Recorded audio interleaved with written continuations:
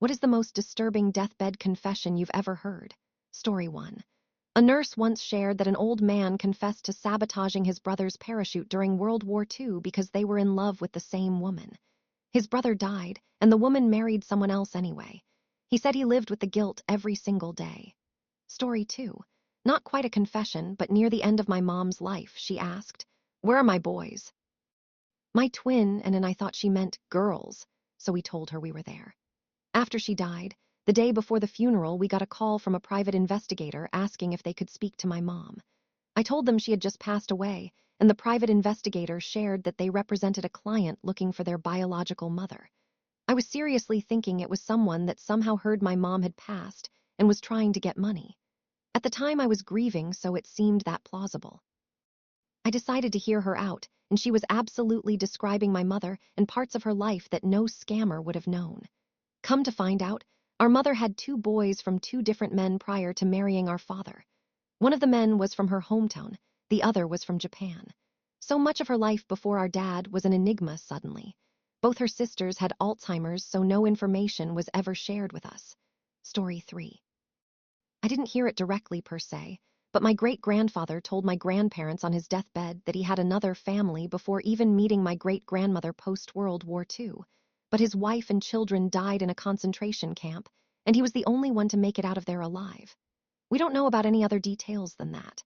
I didn't get to know my great-grandpa, sadly, but I still think about him and what he lived through sometimes. Story 4. Had an 80-year-old something patient tell me when his wife was dying, she admitted to having multiple affairs throughout their long 60-year marriage. She went as far to say she never loved him and his only son wasn't his. I was transporting him to the emergency department. He likely only had months left to live, wanted to share with me. Still think about this often. Story 5. Not a deathbed confession, but when my aunt was a college student in the late 1960s, she applied for a grant to study ecology in Borneo. She delayed accepting her fiancé's proposal while she waited for an answer. She waited and waited and waited. My grandmother, who was a huge fan of my aunt's fiancé, worried that the relationship wouldn't survive if she took off to Borneo for a year. She was incredibly relieved when my aunt took the radio silence as a rejection and accepted his proposal. Decades later, living a happy life with a successful husband and 3 high-achieving daughters, my aunt mentioned something about the time she wanted to study in Borneo. That was when my grandmother told her the day before the wedding an envelope came to my grandparents' house telling my aunt her grant application had been approved. Concerned she would spoil her future, my grandmother threw the envelope in the trash. Story 6. My grandma is almost 90. She had several brothers and sisters. All of them have blonde hair and blue eyes.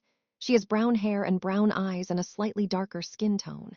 On my great-grandma's deathbed, she said, "I need to tell you something.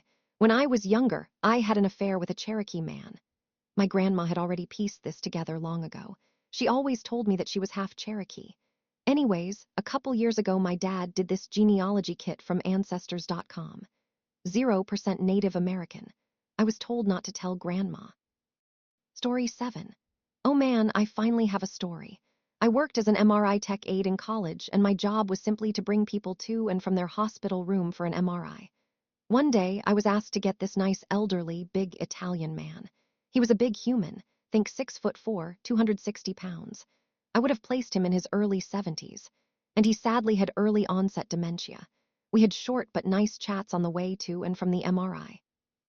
On the way back to his room, he told me how he was the guy called when his buddies needed to take care of business. I believe my naive response was something along the lines of, "Oh, what kind of business were your buddies in?" He said all kinds, but they would call him when they needed to take of a guy. So that's when it hit me what he was saying. I chuckled to myself, attributed it to the dementia as we got back to his room. When we got back to his room, his 3 kids and spouses, ranging 40 to 50-ish, were all there waiting on him. You could tell they were saddened by the condition of their father, but nevertheless were kind and smiled at me as I began getting him hooked back up to his oxygen and heart monitors. One of his daughters asked how he's been. The gentleman said he was feeling okay, and he had just gotten back from getting an MRI with me. It was that moment that he said to his family, very nonchalantly, "Yeah, I was just telling this young man how I used to take care of business back in the day." It was at that moment all 6 faces turned somber in unison and turned and looked at me. In unison. "Ah, well, yes, what a great story. Well, have a nice day, everyone." In the most cheerful voice I could muster. Never mentioned a word. Don't even remember the gentleman's name. Probably for the best. Story 8. My ex's grandmother told me that she hit someone with her car and kept driving thinking they were an animal, later finding out that one of her friend's husbands was walking home drunk after spending time with a buddy and was hit by a car, and it was most likely him. He recovered, but was permanently messed up and had issues walking pain for the rest of his life. No one believed me when I told them she said that. Story 9. Not really a confession, because he didn't do anything wrong, but when I was an 18-year-old certified nursing assistant, I had a patient who was a very sweet elderly man. He was in our facility on hospice as he didn't want his family to have to provide his end-of-life care. I was with him every day I worked for over a month, and we got along extremely well. I was very close to my grandparents and great-grandma, so I get along very well with elderly people and enjoy conversations with them. This patient was a World War II vet. As he got closer to death, he wanted to talk about his experiences in the war. He said he never talked to his family about them because he didn't want them to live with knowing, but he just needed to talk, and I said I didn't mind. I sat with him for a while after my shift and made him tea.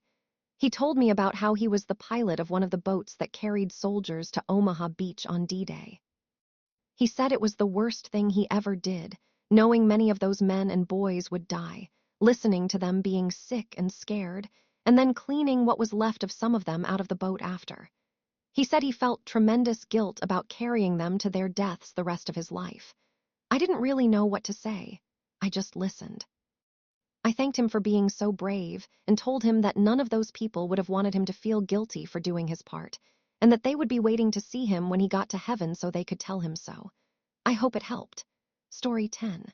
Not exactly a deathbed, but near it. When I first started dating my wife, her grandmother made a speech about making sure I would treat her granddaughter right and not abuse her. She said she slipped extra Tylenol into her abusive husband's coffee, and he died of a massive heart attack. I thought she was just making up something to make me scared.